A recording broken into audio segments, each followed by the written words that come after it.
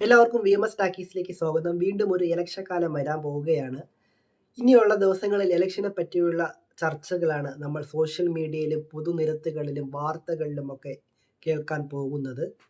എല്ലാവരും ആകാംക്ഷയോടെ കാത്തിരിക്കുന്ന ഇലക്ഷൻ എങ്ങനെയായിരിക്കും? LDF വീണ്ടും അധികാരത്തിൽ തിരിച്ചെത്തുമോ?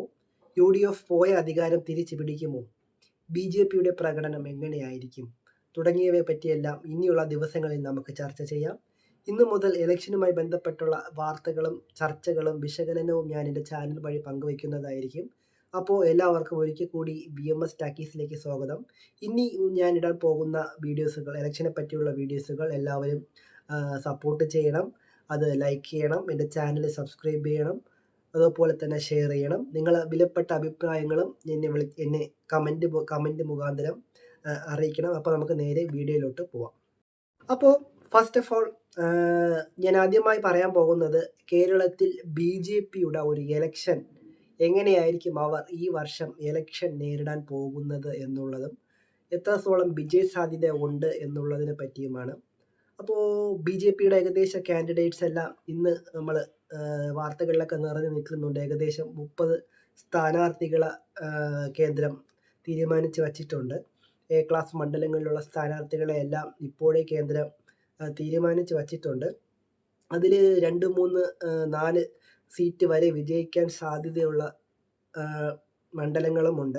അത് ഏതൊക്കെയാണെന്ന് നമുക്ക് ഒന്ന് നോക്കാം. ഫസ്റ്റ് എന്ന് പറയുന്നത് മഞ്ചേശ്വരമാണ്. മഞ്ചേശ്വരം ഇപ്രാവശ്യം BJP ജയിക്കാൻ 100% സാധ്യതയുള്ള ഒരു മണ്ഡലമാണ്. കഴിഞ്ഞ തവണ തന്നെ സുരേന്ദ്രൻ തോറ്റത് 2 വോട്ടിനാണ്. അപ്പോൾ അത് ഇത്തവണ തിരിച്ചു പിടിക്കാൻ പറ്റും എന്നുള്ള ഒരു വിശ്വാസം BJPക്കുണ്ട്. അതുകൊണ്ട് ഇത്തവണയും K. സുരേന്ദ്രൻ തന്നെയാണ് മഞ്ചേശ്വരത്ത് സ്ഥാനാർത്ഥിയാകുന്നത്. കൂടാതെ മഞ്ചേശ്വരത്ത് ഇത്തവണത്തെ വോട്ടിങ്ങിൽ ക്രോസ് വോട്ടിംഗ് നടക്കില്ല. അതുകൊണ്ട് തന്നെ BJPക്ക് കിട്ടേണ്ട വോട്ടുകളെല്ലാം BJPക്ക് പോവും. അതുപോലെ ഈ CPM കോൺഗ്രസ്സിന് വോട്ട് ചെയ്യും, കോൺഗ്രസ് CPMന് വോട്ട് ചെയ്യുന്ന ഒരു പരിപാടിയുണ്ട്. അത് ഇത്തവണ നടക്കില്ല എന്നാണ് BJP കരുതുന്നത്. അങ്ങനെ വന്നാൽ ഉറപ്പായും ഇത്തവണ മഞ്ചേശ്വരത്ത് K. സുരേന്ദ്രൻ ജയിക്കാൻ സാധ്യതയുണ്ട്. പിന്നെ അടുത്ത A ക്ലാസ് മണ്ഡലം എന്ന് പറയുന്നത് തിരുവനന്തപുരത്തെ നേമത്താണ്. നേമത്ത് രാജീവ് ചന്ദ്രശേഖരനാണ് ഇപ്പോൾ സ്ഥാനാർത്ഥിയായി നിൽക്കാൻ പോകുന്നത് എന്നറിയാൻ സാധിച്ചു. രാജീവ് ചന്ദ്രശേഖരൻ ഉറപ്പായും ജയിക്കാൻ സാധ്യതയുണ്ട്. കുമ്മനം രാജശേഖരൻ ജയിച്ച മണ്ഡലമാണ്. അതിനുശേഷമാണ് V. ശിവൻകുട്ടി അത് തിരിച്ചു പിടിച്ചത്. പക്ഷേ ഇപ്പോഴത്തെ ഒരു സാഹചര്യത്തിൽ മാത്രമല്ല, രാജീവ് ചന്ദ്രശേഖരൻ്റെ ആ ഒരു വ്യക്തിപ്രഭാവവും ഒക്കെ ഉള്ളത് കൊണ്ട് തന്നെ നേമം മണ്ഡലം ഉറപ്പായും രാജീവ് ചന്ദ്രശേഖരൻ ജയിക്കാൻ സാധ്യത കാണുന്നുണ്ട്. പിന്നെ ഉള്ള ഒരു മണ്ഡലം എന്ന് പറയുന്നത് പാലക്കാട് അല്ലെങ്കിൽ കായംകുളം. ഈ മണ്ഡലങ്ങളിൽ ഇപ്പോൾ നിൽക്കാൻ പോകുന്നത് ശോഭാ സുരേന്ദ്രനാണ് എന്നാണ് പറയപ്പെടുന്നത്. ശോഭാ സുരേന്ദ്രൻ എന്ന് പറയുന്നത് കേരളത്തിലെ വനിതകളുടെ ഒരു വലിയ ഒരു നേതാവും അതുപോലെ തന്നെ മനുഷ്യത്വമുള്ള ഒരു സ്ത്രീകളിൽപ്പെട്ട ഒരു നേതാവാണ് ശോഭാ സുരേന്ദ്രൻ. കഴിഞ്ഞ ഇലക്ഷനിൽ തന്നെ ശോഭാ സുരേന്ദ്രൻ നിന്ന മണ്ഡലത്തിൽ വോട്ടെന്ന് പറയുന്നത് വളരെയധികം ഉയർന്ന നിലവാരത്തിലുള്ള വോട്ടാണ്. BJP നേതൃത്വം തന്നെ കണ്ണ് തള്ളിപ്പോയ ഒരു വോട്ടിംഗ് റിസൾട്ടാണ് ശോഭാ സുരേന്ദ്രൻ ഉണ്ടാക്കിയത്.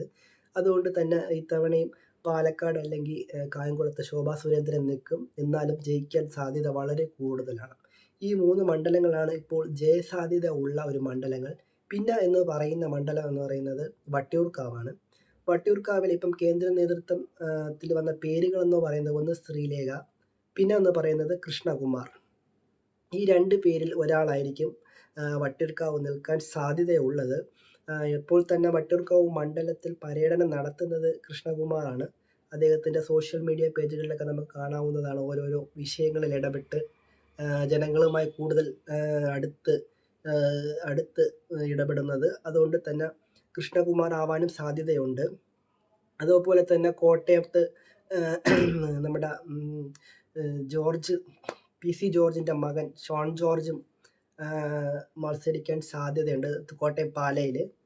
അപ്പോൾ ഇതൊക്കെയാണ് BJP ഇപ്പോൾ A ക്ലാസ് മണ്ഡലങ്ങളായി കണക്കാക്കപ്പെടുന്ന മണ്ഡലങ്ങൾ. ഇതിലൊരു 3 സീറ്റ് വരെ അവർക്ക് പ്രതീക്ഷിക്കാം. 1 സീറ്റ് മിനിമം എന്തായിരുന്നാലും കിട്ടും എന്നുള്ള ഉറപ്പാണ് BJPക്ക് ഉള്ളത്. പിന്നെ എനിക്ക് പറയാനുള്ളത് ഒരു മാറ്റം കേരളത്തിൽ എപ്പോഴും നല്ലതാണ്. എപ്പോഴും യുഡിഎഫും എൽഡിഎഫും മാത്രം ഭരിച്ച് ഒരു അഡ്ജസ്റ്റ്മെൻറ്റ് ഭരണത്തേക്കാൾ നല്ലത് എന്തുകൊണ്ടും ബിജെപിക്ക് ഒരു അവസരം കൊടുക്കുന്നത് വളരെ നല്ലതാണ് എന്നാണ് എൻ്റെ ഒരു നിഗമനം. മാത്രമല്ല കേന്ദ്രം ഭരിക്കുന്നത് ആരാണോ അവർ കേരളം ഭരിക്കുകയാണെങ്കിൽ കേരളത്തിന് ഒരുപാട് ഗുണങ്ങൾ കിട്ടാനും സാധ്യതയുണ്ട്. അതുകൊണ്ട് ബിജെപി അധികാരത്തിൽ വരണം എന്ന് ആഗ്രഹമുണ്ട്. പക്ഷേ അധികാരം പിടിക്കാനുള്ള സാധ്യതകൾ ബിജെപിക്കില്ല. 3 4 സീറ്റ്, കൂടിപ്പോയാൽ 1 സീറ്റ് ഇത്രയും കിട്ടാനുള്ള സാധ്യതകളുണ്ട്.